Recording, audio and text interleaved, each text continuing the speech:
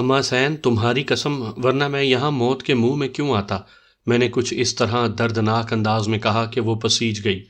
پھر پلنگ سے اٹھتے ہوئے بولی، چل آ، اگر تم جھوٹے ہوئے تو تیری خیر نہیں۔ بے شک جو چاہے کرنا، میں نے کہا تو وہ سلیپر پہن کر اٹھ کھڑی ہوئی۔ وہ میرن شاہ کے کمرے میں جانے والے دروازے کے پاس پہنچی، اندر دیکھا، پھر سوئے ہوئے میرن شاہ کے پاس جا کر بولی، وے میرن اٹھ، بات سن۔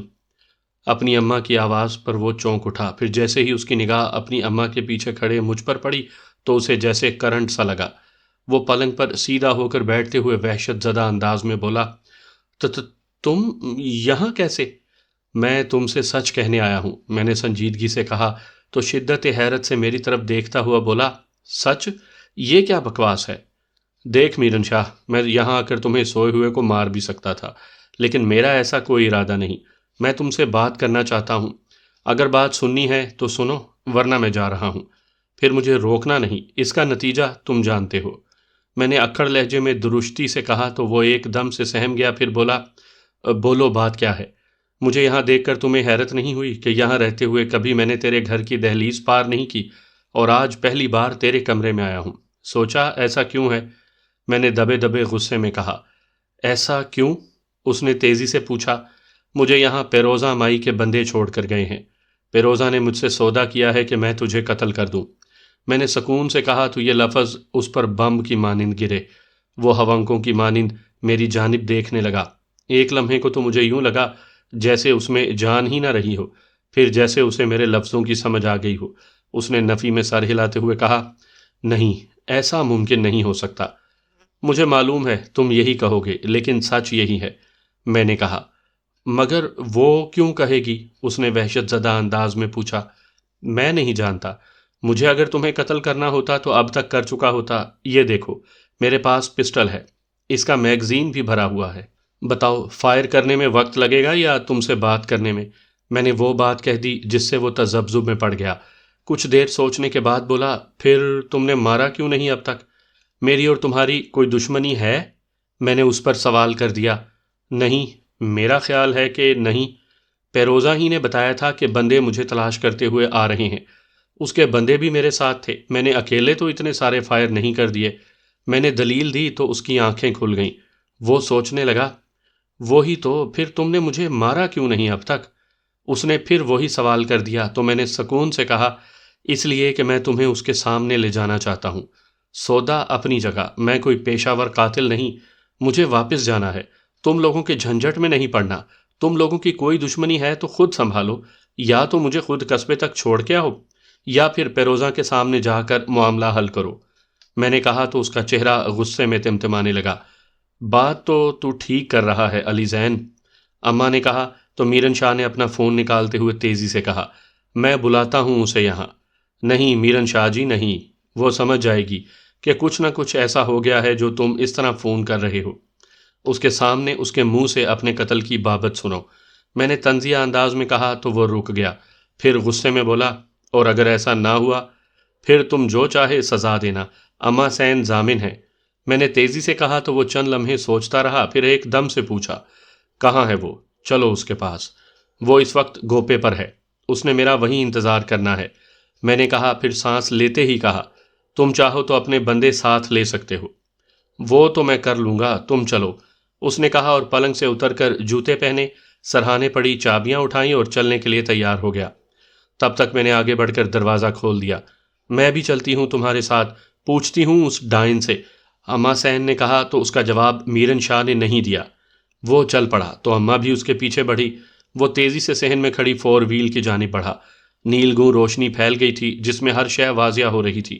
جب تک وہ ڈرائیونگ سیٹ پر بیٹھا تب تک میں اماں حسین کو لے کر پچھلی نشست پر بیٹھ گیا۔ انہی لمحات میں میری نگاہ کچن کے پاس کھڑی ساوری پر پڑی۔ اس کی نگاہوں میں وحشت تھی، وہ جانتی تھی کہ میں ان کے ساتھ کیا کرنے والا ہوں۔ یہ لمحات بہت ہی زیادہ سنسنی خیز تھے۔ اگر ساوری اپنے حواس کھو دیتی تو میری موت یقینی تھی۔ اس نے میری جانب دیکھا، میں نے اسے کوئی اشارہ نہیں کیا، بس ایک نگاہ اس پر ڈالی تھی۔ میرن شاہ نے 4 وہیل سٹارٹ کی اور باہر کی جانب چل پڑا۔ اس کا رخ جیسے ہی گوپے کی طرف ہوا، اس نے اپنا سیل فون نکالا اور منشی مہر خان کو کال کی۔ اسے فوراً بندے لے کر گوپے پر پہنچ جانے کی ہدایت کی اور فون ڈیش بورڈ پر رکھ دیا۔ جیسے ہی وہ بستی چراغ شاہ کے برابر آیا تو میں نے پسٹل کی نال میرن شاہ کی گدی پر رکھ دی۔ میرن شاہ، گاڑی بستی کی جانب موڑ لو۔ یہ کیا کہہ رہے ہو؟ اس نے خوف زدہ لہجے میں کہا۔ تیری بہن وہاں پر ہے، میں نے کہا۔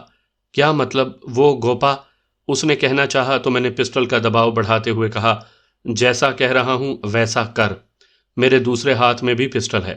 جیسے ہی میں نے یہ لفظ کہے، فور ویل کو ایک جھٹکا لگا۔ وہ میری بات سمجھ کر بدحواس ہو گیا تھا۔ تبھی اماں سین بولی، تم نے دھوکہ دیا بے غیرت؟ نہیں، ابھی تک نہیں، بستی میں چلو۔ میں نے کہا تو اس نے فور ویل بستی کی جانب موڑ لی۔ میں اسے راستہ بتاتا رہا۔ 2 منٹ کے بعد ہم مطلوبہ جگہ پہنچ گئے۔ جہاں میں نے اسے رکنے کو کہا تو وہ رک گیا۔ میں نے میرن شاہ کو اترنے کا کہا، وہ اتر کر کھڑا ہو گیا۔ تب میں نے اماں سین کو نیچے اترنے کا کہا اور اسی طرف والے دروازے سے نیچے اتر گیا۔ وہ دونوں میرے سامنے تھے۔ ایسے میں سانول کچھ لوگوں کے ساتھ گلی کے ایک کونے سے نمودار ہوا۔ وہ تیزی سے ہماری جانب بڑھ رہا تھا۔ اس کی حیثیت بالکل ایک تماشائی جیسی تھی۔ میرن شاہ بے یقینی کے سے انداز میں میری جانب دیکھ رہا تھا۔ تبھی اس نے مجھ سے حیرت زدہ لہجے میں پوچھا، یہاں کیوں لائے ہو؟ پہچانو اس جگہ کو۔ یہ کیا بکواس ہے؟ اس نے اکتاہٹ بھرے لہجے میں کہا تو میں اس کی سنی انسنی کرتے ہوئے نفرت بھرے لہجے میں بولا، تم نہیں تو تیری ماں کو اس جگہ کے بارے میں پتا ہوگا۔ کیا کہہ رہے ہو تم؟ اس نے یوں کہا جیسے خوف زدہ ہو گیا ہو۔ یاد ہے کچھ؟ میں نے اپنے اندر کی آگ پر قابو پاتے ہوئے نفرت سے کہا تو وہ مجھے یوں دیکھنے لگا جیسے اسے کچھ بھی سمجھ میں نہ آ رہا ہو۔ وہ نفی میں سر ہلاتے ہوئے بولا، مجھے کچھ سمجھ میں نہیں آ رہا، تم کیا کہہ رہے ہو؟ لفظ اس کے منہ ہی میں تھے کہ میں نے دونوں ہاتھوں میں پکڑے ہوئے پسٹل اپنے نیفے میں رکھے اور آگے بڑھ کر پوری قوت سے اس کے منہ پر تھپڑ مارا۔ چٹاخ کی آواز کے ساتھ سناٹا چھا گیا۔ اس نے غصے میں مزاحمت کے لیے ہاتھ اٹھایا تو میں نے ہاتھ اس کی گردن پر ڈالا اور جھٹکا دیا۔ وہ لڑکھڑایا تو میں نے اپنا گھٹنا اس کے منہ پر مارا۔ وہ ڈکارتا ہوا ریت پر آ رہا۔ تبھی میں نے ایک ٹھوکر اس کے منہ پر ماری۔ اس دوران اماں سین چیختی ہوئی مجھے گالیاں دینے لگی تھی۔ میں زیادہ دیر تک وہ تماشا نہیں لگا سکتا تھا، اس لیے پسٹل نکال کر سیدھے کیا اور اس کی ٹانگوں میں فائر کر دیے۔ فلک شگاف چیخ بلند ہوئی، اس کے ساتھ ہی اماں سین کی بھی چیخ ابھری۔ وہ مجھے مارنے کو دوڑی، تب تک سانول اور اس کے ساتھی اماں کے پاس پہنچ چکا تھا۔ اس نے واویلا مچاتی ہوئی اماں کو پکڑ لیا۔ میرن شاہ ریت پر تڑپ رہا تھا۔ اس کے حلق سے یوں آوازیں نکل رہی تھیں جیسے بکرا ذبح کر دیا گیا ہو۔ چند لمحوں بعد اس نے ہاتھ جوڑتے ہوئے کہا، مجھے معاف کر دو، تم جو کہو گے میں وہ کروں گا۔ میں یہ جگہ پہچانو۔ تم بتا دو، اس نے چیختے ہوئے بے بسی سے کہا۔ بے غیرت، تم لوگوں نے ظلم ہی اتنے کیے ہیں کہ یاد ہی نہیں۔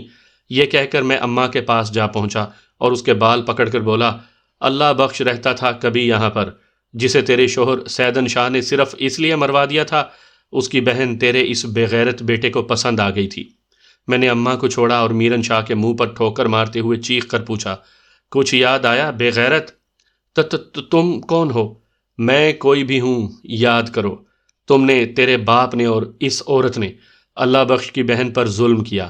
بجائے داد رسی کرنے کے اس عورت نے ٹھوکریں مار کر اسے اپنے گھر سے نکالا۔ میں نے کہا تو مجھے خود سمجھ نہیں آ رہا تھا کہ میں کیا کہہ رہا ہوں۔ میرے اندر کی آگ نے مجھے چاروں طرف سے گھیر لیا تھا۔ میرے سامنے میرن شاہ پڑا کرا رہا تھا۔ میرے یاد دلانے پر اماں بھی سہم کر مجھے دیکھنے لگی تھی۔ اسے سمجھ میں آ گیا تھا کہ کوئی اپنا انتقام لینے آ پہنچا تھا۔ معاف کر دو، جو ہرجانہ کہو دیں گے۔ میرے بیٹے کو چھوڑ دو، میں تیری ماں جیسی ہوں۔ نہیں، میری جیسی نہیں ہو تم، میری ماں جیسی نہیں ہو۔ میری ماں تو اس روہی میں کیڑے مکوڑے کے جیسی تھی، جسے تم جیسے بے غیرتوں نے مسل کر رکھ دیا۔ کوئی سنوائی نہیں، کوئی عدالت نہیں، کوئی قانون نہیں۔ یہ کہتے ہوئے میں نے میرن شاہ کو ٹھوکروں پر رکھ لیا۔ وہ چیخ رہا تھا، چلا رہا تھا۔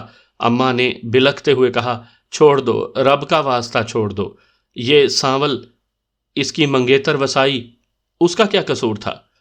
تب تم نے اپنے بیٹے سے نہیں کہا، یہ بھی کسی کی عزت ہے، اسے قتل کر دیا؟ میں نے کہا تو میرن شاہ کی آنکھیں پھیل گئیں۔ اماں بھی پاگلوں کی طرح میری طرف دیکھنے لگی۔ تب میرن شاہ کو یقین ہو گیا کہ میں اسے مار کر رہوں گا۔ اس نے ہاتھ جوڑتے ہوئے بلکتے ہوئے کہا، مجھے بھلے مار دو لیکن میری ماں کو چھوڑ دو۔ نہیں، تیری ماں کو اس سے بھی بڑی سزا دوں گا۔ وہ تجھے اپنی آنکھوں کے سامنے مرتا ہوا دیکھے گی۔ اب تک وہ دوسروں کو تیرے ہاتھوں سے مرتا ہوا دیکھتی رہی ہے، اب تجھے دیکھے گی تو پتہ چلے گا اپنوں کے مرنے کا دکھ کیا ہوتا ہے۔ یہ کہتے ہوئے میں نے اسے ٹھوکروں پر رکھ لیا۔ وہ بستی کی ریتلی گلی میں گھسٹتا ہوا مجھ سے ٹھوکریں کھا رہا تھا۔ میرے چاروں طرف کھڑے لوگ دم سادھے یہ تماشا دیکھ رہے تھے۔ سانول نے اماں سین کو پکڑا ہوا تھا۔ وہ خود کو چھڑواتے ہوئے مجھے روکتے ہوئے چیخ رہی تھی۔ میری آنکھوں کے سامنے میرن شاہ نہیں، وہ جلتا ہوا گھر تھا جس کے سامنے میرا باپ خون میں لت پت مجھے کہہ رہا تھا کہ بھاگ جاؤ، یہ تجھے مار دیں گے۔ کچھ فاصلے پر میری ماں کی لاش پڑی ہوئی تھی اور اس سے ذرا پرے میری پھپھی کھلی ہوئی بے جان آنکھوں سے اس ظالم معاشرے کا المیہ بنی پڑی تھی۔ جلا ہوا گھر آج بھی ویسا ہی تھا۔ اس پر گھاس پھوس اگ چکا تھا۔ کسی نے وہاں پر لاتے کی لکڑیاں چنی ہوئی تھیں۔ میں نے جیب سے ماچس نکالی اور اسے آگ لگانے لگا۔ سوکھی لکڑیاں دھڑا دھڑ جلنے لگیں۔ خود اس آگ میں جلے گا یا میں تجھے جلاؤں؟ میں نے پوچھا تو اماں نے چیخ مارتے ہوئے کہا، نہیں، یہ ظلم مت کرنا، میری ماں کا قصور بتا دو۔ میں نے تضحیک آمیز لہجے میں کہا تو وہ نڈھال سی ہو گئی، جیسے غش کھا گئی ہو۔ میں نے ریت پر پڑے ہوئے میرن شاہ کی طرف دیکھا اور اس کی ٹانگوں پر فائر کرنے لگا۔ وہ سہم کر ساکت ہو گیا تھا۔ میں نے اسے ٹانگ سے پکڑا اور لاٹے کے قریب لے گیا۔ آگ کی تپش مجھ تک پہنچی تو میرے اندر کی نفرت پورے جوش سے باہر آ گئی۔ میں نے اسے گھمایا اور آگ میں پھینک دیا۔ میرن شاہ کی چیخ بلند ہوئی۔ نہیں! اماں وحشیانہ انداز میں سانول سے خود کو چھڑا کر آگے بڑھی۔ تب تک میرن شاہ کو آگ نے پکڑ لیا تھا۔ وہ چیختا بلگتا ہوا خاموش ہو چکا تھا۔ اماں اسے بچانے بڑی تھی لیکن آگ میں نہ کود سکی۔ وہ ریت پر گر کر بے ہوش ہو گئی۔ اس عورت کے لیے بڑی بھیانک سزا تھی جو لوگوں پر ظلم کرنا اپنا حق سمجھتی رہی تھی۔ میں نے سانول کی طرف دیکھا، پھر وہاں کھڑے لوگوں کی جانب۔ وہ سب خوفزدہ نگاہوں سے میری جانب دیکھ رہے تھے۔ میں نے سب کی طرف دیکھا اور ایک نوجوان کے پاس جا کر اس کے سینے پر انگلی رکھ کر پوچھا، کیا دیکھا تم نے؟ میں نے کچھ نہیں دیکھا، اس نے اطمینان سے جواب دیا۔ کس نے قتل کیا ہے اسے؟ میں نے پوچھا۔ ہم اسے جانتے ہی نہیں، نہ پہچانتے ہیں، اس نے سکون سے جواب دیا۔ میں نے پیچھے ہٹ کر سب کی طرف دیکھا اور اونچی آواز میں کہا، کب تک ظلم سہتے رہو گے؟ قصوروار تم لوگ ہو، ظلم سہتے ہو لیکن ظالم کے سامنے کھڑے ہونے کا حوصلہ نہیں کرتے۔ میری بات کا کسی نے جواب نہیں دیا۔ میں وہاں سے پلٹا اور میرن شاہ کی 4 وہیل میں آ بیٹھا۔ وہ اب تک سٹارٹ ہی تھی۔ میں نے گیئر لگایا اور وہاں چل دیا جہاں میری جیپ کھڑی تھی۔ میں نے اپنا فون نکالا اور آفتاب کے نمبر پش کر دیے۔ پہلی ہی بیل پر اس نے فون ریسیو کر لیا۔ کیسے ہو؟ اس نے بےتابی سے پوچھا۔ میں ٹھیک ہوں، میں نے میرن شاہ کو مار دیا ہے، تم فوراً یہ علاقہ چھوڑ دو، ایک لمحہ ضائع کیے بغیر۔ میں نے تیزی سے کہا تو وہ میری بات پوری ہونے سے پہلے ہی بول پڑا، تمہیں یوں کیسے چھوڑ کر جائیں گے؟ میں بھی تمہارے پیچھے آ رہا ہوں۔ پیروزہ اس وقت بہاولپور میں ہے، اس کے راستے میں گھات لگانی ہے۔ راستے میں کہیں میرا انتظار کرو، پیروزہ کو کہیں راستے ہی میں ختم کرنا بہت ضروری ہے۔ یہ نہ ہو کہ ہم سب یہیں پھنس جائیں۔ فوراً نکلو، میں بھی تم لوگوں کے پیچھے آتا ہوں۔ میں نے کہا تو وہ بولا، لیکن یہاں نکلنے میں ہماری ضرورت یہاں سے زیادہ وہاں ہوگی تیری ضرورت، تم سمجھتے کیوں نہیں ہو؟ میں نے اس کی توجہ دلائی تو وہ تیزی سے بولا، اوہ ٹھیک ہے، ہم تمہارا انتظار کریں گے، تم نکلو۔ ہاں ٹھیک ہے، میں نکل چکا ہوں، میں نے کہا اور فون بند کر دیا۔ میں ابھی بستی سے نکلا ہی تھا کہ میری نگاہ اپنی جیپ پر پڑی۔ اس کے گرد چند لوگ جمع تھے، اس کے ساتھ مزید 2 جیپیں کھڑی تھیں۔ میں حیران رہ گیا کہ ایسا کیوں ہے۔ اچانک میری نگاہ منشی مہر خان پر پڑی۔ وہ 4 وہیل کی جانب دیکھ رہا تھا جسے میں ڈرائیو کر کے اپنی جیپ کی جانب جانے والا تھا۔ میں نے ایک لمحے ہی میں سمجھ لیا کہ میرن شاہ نے اسے بندے لے کر گوپے کی جانب نکلنے کو کہا تھا۔ وہ نکلا ہوگا اور اس کی نگاہ میری جیپ پر پڑی ہوگی۔ میری جیپ کا وہاں ہونا ہی مشکوک تھا۔ میں ان کے پاس نہیں جا سکتا تھا اور میرے پاس صرف اتنا وقت تھا کہ میں 4 وہیل موڑ لوں۔ اس وقت وہ یہی گمان کر سکتے تھے کہ یہ 4 وہیل میرن شاہ ڈرائیو کر کے لا رہا ہے۔ ممکن ہے ابھی ان تک اس کے قتل کی خبر بھی نہ پہنچی ہو۔ اگلے ہی لمحے میں نے رفتار ذرا سی ہلکی کی اور 4 وہیل کو مخالف سمت میں موڑ لیا۔ 4 وہیل کچے راستے سے ہٹ کر ریت پر چڑھی لیکن طاقتور ہونے کے باعث ایک جھٹکے سے نکل گئی۔ میں نے بیک مرر میں دیکھا وہ لوگ جیپوں پر سوار ہو رہے تھے۔ منشی مہر خان کے اشاروں سے لگ رہا تھا کہ وہ میرا پیچھا کرنے والے ہیں۔ میں نے 4 وہیل کی رفتار بڑھا دی۔ میری پوری کوشش تھی کہ میں اس چھوٹی سی تارکول کی سڑک تک پہنچ جاؤں جو قصبے سے ہوتی ہوئی بہاولپور کی جانب نکلتی تھی۔ میں جس کچی سڑک پر جا رہا تھا اسے کسی بستی میں نکلنا تھا۔ وہ بہرحال تارکول کی سڑک کی جانب نہیں لے کر جا سکتی تھی۔ میں نے پھر بیک مرر میں دیکھا وہ جیپیں میرے پیچھے آ رہی تھیں۔ میں نے رفتار مزید تیز کر دی۔ میرن شاہ کا قتل کوئی معمولی بات نہیں تھی۔ دوسرا، اس بے دردی سے قتل کرنا کہ صاف پتہ لگتا تھا کہ اسے مارنے میں کتنی نفرت کا اظہار تھا۔ روہی میں جدید دنیا کے جتنے بھی اثرات تھے لیکن قبائلی سسٹم بھی کسی نہ کسی صورت میں موجود تھا۔ وہی صدیوں پرانی روایات موجود تھیں کہ دشمن کا دوست دشمن اور دشمن کا دشمن دوست، پھر قبائل کا ایک دوسرے کے ساتھ رہنا ہی ان کی بقا کا باعث ہوتا تھا۔ میرن شاہ صرف اپنے لوگوں کے ساتھ ہی طاقتور نہیں تھا بلکہ اس کے ساتھ چھوٹے بڑے قبیلے بھی تھے۔ اس طرح میرا قتل کر کے روہی سے نکلنا انتہائی مشکل تھا، مگر میں اسے ناممکن نہیں سمجھتا تھا۔ ابھی میرے پاس وقت تھا، ممکن ہے انہیں خبر مل گئی ہو، لیکن روہی میں ابھی خبر پھیلنے میں وقت لگنا تھا۔ وہ وقت چاہے تھوڑا ہی صحیح، میرے لیے اتنا ہی کافی تھا۔ روشن دن میں بھوری ریت چمک اٹھی تھی، میرے پیچھے کی جیپیں اتنی طاقتور نہیں تھی۔ میں بیک مرر میں دیکھ رہا تھا، لمحہ بلمحہ میرا اور ان کا فاصلہ بڑھتا چلا جا رہا تھا۔ میں یوں ہی فور ویل بھگائے چلا جا رہا تھا۔ وہ کوئی باقاعدہ راستہ نہیں تھا، کہیں پر ریت تھی، کہیں پکی زمین اور کہیں بھربھری مٹی۔ روہی کا صحرا بالکل ہی اسپاٹ یا بے آب و گیا نہیں، بلکہ جھاڑیاں، پودے، کہیں کہیں گھاس کی بھرمار بھی تھی۔ ایک خاص قسم کی گھاس جسے لمب کہتے ہیں، اسی کے آس پاس ہرن پائے جاتے تھے۔ اگر کہیں پر پانی کا ٹوبہ بن جائے تو اس ذخیرہ شدہ پانی سے سبزہ بہت زیادہ ہو جاتا ہے۔ مجھے کوئی آئیڈیا نہیں تھا کہ میں فور ویل کس سمت بھگائے چلا جا رہا ہوں، لیکن سورج کا اندازہ کر کے میں اپنے تئیں تارکول کی سڑک کی جانب بھاگا جا رہا تھا۔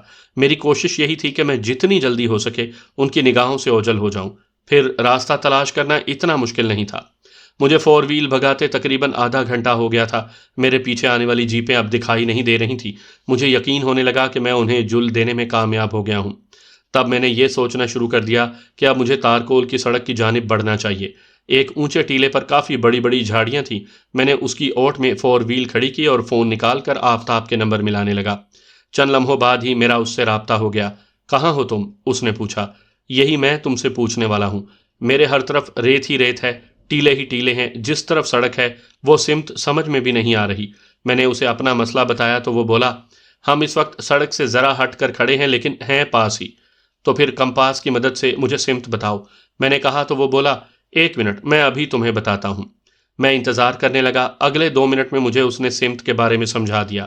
میں بالکل اس کے مخالف سمت میں جا رہا تھا۔ بھگدڑ کی وجہ سے مجھے اندازہ ہی نہ ہوا کہ میں کدھر جا رہا ہوں۔ تبھی میں نے کہا، تم لوگ کہیں سکون کرو یا آہستہ آہستہ آگے بڑھو، میں پہنچتا ہوں۔ ٹھیک ہے، اس نے کہا اور فون کال ختم کر دی۔ میرے خیال میں مجھے دائیں جانب اپنا سفر جاری رکھنا چاہیے تھا۔ مجھے لوکیشن دیکھنے کے لیے ٹیلے کے سرے پر جانا تھا تاکہ اندازہ کر سکوں کہ کہیں کوئی بستی یا راستہ دکھائی دے جائے، یا پھر مجھے اندھا دھند ہی یوں ہی چلتے چلے جانا تھا۔ میں فور ویل سے اترا اور ٹیلے پر چڑھنے لگا۔ ٹیلے پر چڑھتے ہوئے میرے پاؤں ریت میں دھنس رہے تھے۔ میں زور لگاتے ہوئے چڑھتا چلا گیا۔ میں جیسے ہی ٹیلے کے اوپر آیا میں حیران رہ گیا۔ جس طرف میں جا رہا تھا اس جانب سامنے کوئی 10-12 جیپیں اور فور ویل آ رہی تھیں۔ اتنی تعداد میں یہ لوگ دیوانہ وار یوں ہی بھاگے نہیں چلے آ رہے تھے۔ میں مخالف سمت میں دیکھنے لگا۔ منشی مہر خان کی جیپیں کافی فاصلے پر بھاگی چلی آ رہی تھیں۔ مجھے صاف دکھائی دے رہا تھا کہ میں گھیرا جا چکا ہوں۔ اپنے بچاؤ کے لیے اب جو کچھ بھی کرنا تھا مجھے خود ہی کرنا تھا۔ اگر میں آفتاب کو فون کر بھی دیتا تو فوری طور پر وہ میری مدد کو نہیں آ سکتے تھے۔ یہ آپشن میں نے فوری طور پر ذہن سے نکال دیا۔ میں وہاں جھاڑیوں میں دبک کر بھی نہیں بیٹھ سکتا تھا۔ وہاں دبک کر بیٹھنے کا مطلب یہ تھا کہ میں اپنا آپ ان کے حوالے کر دوں۔ زیادہ سے زیادہ 10 منٹ بعد وہ مجھے گھیر سکتے تھے۔ ٹیلے سے نیچے کھڑی فور ویل میری نشاندہی کر سکتی تھی۔ میں پیدل نکل کر بھی بھاگ نہیں سکتا تھا۔ کوئی ایسی آڑ بھی نہیں تھی جہاں میں چھپ سکتا۔